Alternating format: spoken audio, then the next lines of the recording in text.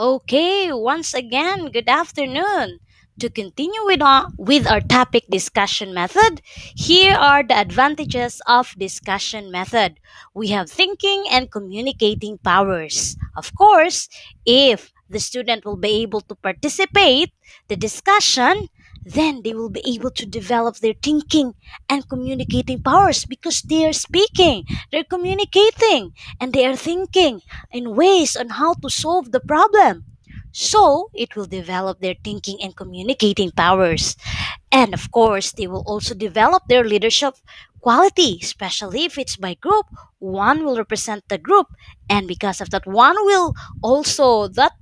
that person will also facilitate the group, which means he can develop or she can develop her leadership quality.